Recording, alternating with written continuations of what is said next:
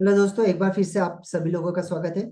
आज हम जूम की लिंक कैसे बनाई जाती है इसके ऊपर हम आज आप लोगों को प्रैक्टिकली सीखने के लिए मिलेगा कि जूम लिंक बनाते कैसे हैं और किस तरीके से शेड्यूल किया जाता है और किसी पर्सन को हमें भेजना है तो ये किस तरीके से हम भेज सकते हैं, क्योंकि काफी जितने भी नए ट्रेनर्स या नए एजुकेटर्स आते हैं उन लोगों को ये सबसे बड़ी परेशानी आती है कि सर लिंक कैसे बनाए, जूम के ऊपर जाए और उसको लिंक कैसे बनाए, उसके बाद में शेड्यूल कैसे करें, लोगों को कैसे भेजे, ये सारी चीजें। तो आज मैं आप सभी लोगों के साथ में यहाँ पे प्रैक्टिकली शेयर करने वाला हूँ कि किस तरीके से हम जूम की लिंक बनाते हैं। तो सबसे पहले तो आपको किसी भी क्रोम ब्राउजर के ऊपर चले जाना है।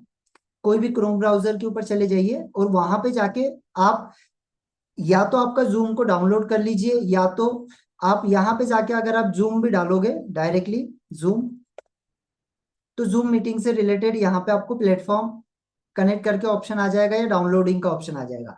तो यहाँ से आप डाउनलोड कर लेना। डाउनलोड करने के बाद में वो आप लॉग इन कर लेना, जो भी ईमेल आईडी से आपको लॉग इन करना है।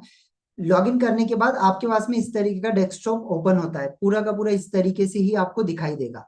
अब यहाँ पर आप क्या करिएगा, यहाँ पर आप मीटिंग वाले ऑप्शन पे जाइएगा। जैसे ही आप मीटिंग वाले ऑप्शन पर गए, इसके बाद में देखिए आपके पास में इस तरीके से ये चार ऑप्शन ओपन हो जाएंगे, अपकमिंग, प्रीवियस, पर्सनल और मीटिंग टेम्पलेट। तो यहाँ पे जब आपको कोई नई मीटिंग बनाना है तो आप हमेशा शेड्यूल अ मीटिंग पे क्लिक करेंगे। अब आपके मीटिंग का टॉपिक क्या है, लाइक यहाँ पर मैं ट्रेन द ट्रेनर का मेरा जूम से रिलेटेड सेशन है, जूम वर्कशॉप। तो मैंने यहाँ पे जूम वर्कशॉप डाल दिया, यहाँ पे मैंने डेट, जो भी डेट में मेरा है 15 डाल दिया। टाइम यहाँ पर डाल दिया मैंने 1। अभी पीएम है एएम है वो मैं यहाँ पे कर सकता हूँ। देन कितने घंटे का सेशन है मेरा, 1 घंटे का, 2 घंटे का, वो अकॉर्डिंग। अगर आपका फ्री है तो यहाँ पे 45 मिनट ही लेगा, 40 मिनट ही लेगा। अगर आपको पेड करना है तो आप यहाँ से पेड परचेस करेंगे तो आपका ये 2 से 3 घंटा, 3 घंटा आराम से चलता है। अब यहाँ पे देखिए आपको दो चीजें आती है। सबसे पहली चीज आती है जनरल ऑटो जनरेट ऑटोमेटिकली और दूसरा आता है पर्सनल। तो जनरेट ऑटोमेटिकली का मीनिंग क्या होता है, जनरेट ऑटोमेटिकली का मीनिंग होता है कि जब अगर आप इस पे क्लिक करेंगे तो हर बार आपका नया मीटिंग जनरेट, मतलब नया मीटिंग आईडी और नया पासवर्ड हर बार जनरेट होगा।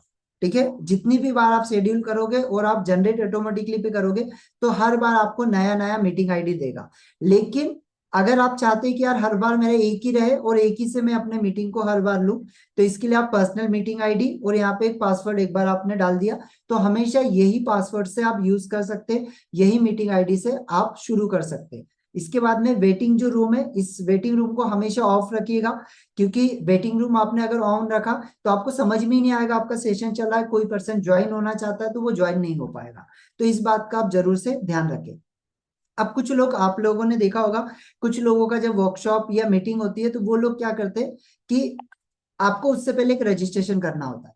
ठीक है, तो रजिस्ट्रेशन का अगर आप चाहते हैं कि आपके मीटिंग में भी जो लोग आए वो रजिस्ट्रेशन करके ही आए और उन लोगों का डेटा आपको मिले, तो उस समय आप पर्सनल मीटिंग को यूज नहीं कर सकते। उस समय सिर्फ generate automatically meeting he on होगा और उस समय आपको ये रजिस्ट्रेशन वाला ऑप्शन दिखाई दे रहा है, इसके ऊपर आपको रिक्वायर्ड करना होगा।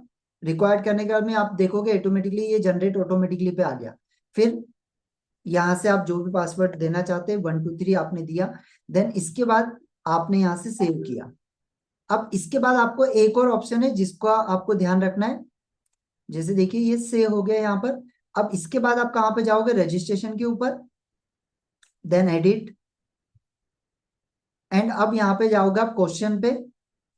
अब आपको कौन कौन से क्वेश्चन चाहिए, यहाँ पे आप देखोगे फर्स्ट नेम और ईमेल आईडी ये पहले से रिक्वायर्ड है।